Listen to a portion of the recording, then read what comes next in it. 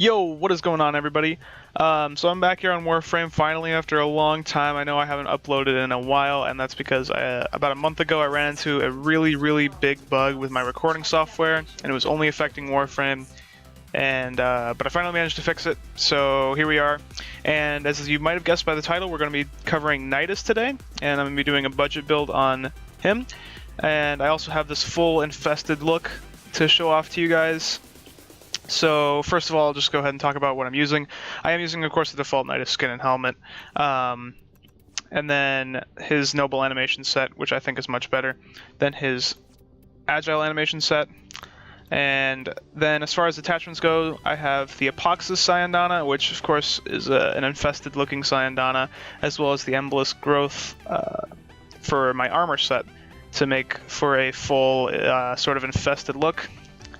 And then for my weapons, I have the Hema rifle, the Pox secondary infested testicles, as some may call it, and then the Hirudo infested melee weapons.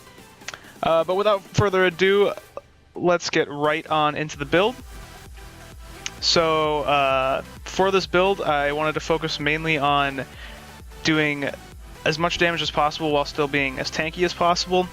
Steel Charge is just what fits the polarity, of course. The default polarity that comes with Nidus and his aura slot is a V, so Steel Charge fits perfectly. Then I have Continuity and Flow on, and of course if you have Prime Continuity or Prime Flow, either of those will work as well, but for the sake of this being a budget build video, I'm going to be using the default Flow and Continuity. Then I also have Intensify to increase my power strength a little bit. Stretch and Cunning Drift are going to increase my power range. Vitality is going to give me a lot of extra health since Nidus is one of those frames that does not have a shield, similar to Inaros. And Steel Fiber to increase my armor as much as possible so that I'm taking as little damage from enemies as possible. And then the other mod that I'm using is Rage because, of course, Nidus not having a shield, any damage done to him is going to give him energy with Rage, which is really nice. Now, talking about his abilities, of course, Virulence is going to be the main ability that you're using when you're damaging a lot of enemies. Larva is going to be what you use to group them up, and having a large ability radius with power range on that is going to be really nice to grab enemies from pretty far away. And then once you get to a certain amount of stacks, Virulence is just going to be pretty much one-shotting a lot of the enemies. Parasitic Link is useful to keep yourself alive, but it's not entirely necessary until you get to very high level enemies. And Ravenous will increase your health regeneration when you're standing in it and do more damage and crowd control to enemies around you. The passive, of course, was changed about a month ago. It used to be you had to have at least 10 stacks, but now it's been changed to 15 stacks, and the duration of invulnerability used to be 10 seconds, and now it's down to 5 seconds. So you need to have 15 stacks of mutation, which you get from hitting enemies with Virulence, in order to be unkillable when you lose all your health. And that's about it for Nidus. Without further ado, let's get right into the gameplay.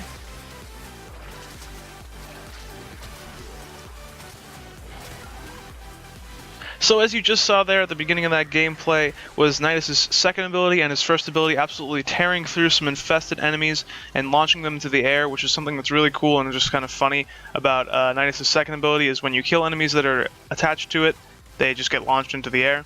And of course, the more enemies you hit at once with his first ability, the more stacks you will gain. As you can see in the footage here in the bottom right-hand corner, you can see the stacks counter is at maximum. That's what it looks like when you have full 100 stacks on his first ability. And the nice thing about Virulence, or Nidus' 1, is that the more stacks that you have, the more power strength that the ability gets, meaning with 100 stacks, of course, it's going to be hitting hard as hell.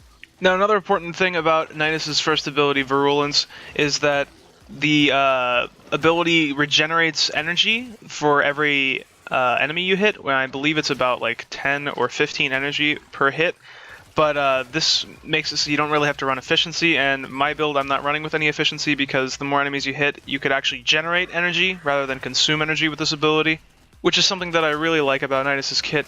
And another reason to not run any efficiency on Nidus is because actually his only abilities that use energy are his first and second abilities. The other two cost mutation stacks rather than energy. Of course, those two abilities are Parasitic Link and Ravenous. Parasitic Link costs 1 mutation stack, while Ravenous costs 3 to place a giant infested yard of grass on the floor, I guess you could call it. But this isn't just any yard of grass. This one actually spawns in infested maggots that become your ally, and they crowd control enemies by basically annoying them and crawling all over them and dealing damage. But the other thing that's nice about these infested maggots is that when you use either bullets that hit them or when your virulence hit them, as you can see just there, they cause a small energy explosion which does extra damage to the enemies that are attached to the maggots, or the maggots are attached to them, I guess, which makes for some really nice damage that Nidus can get off. The other nice thing about his Ravenous ability is that when you're standing in the giant yard of grass, you actually regenerate health, and so do any of your allies, which can really help keep your team alive in defense or survival missions. And that just about wraps up all I have to say about Nidus. He's a fantastic frame. I really enjoyed using him, and I really enjoyed making this video. As always, be sure to leave a like if you enjoyed the video, and be sure to subscribe if you want to see more of these budget build series, and leave me a comment on what you would like to see me do next, whether it's a frame, weapon, or sentinel for some reason, if you want to see that. And yeah, thank you very much for watching.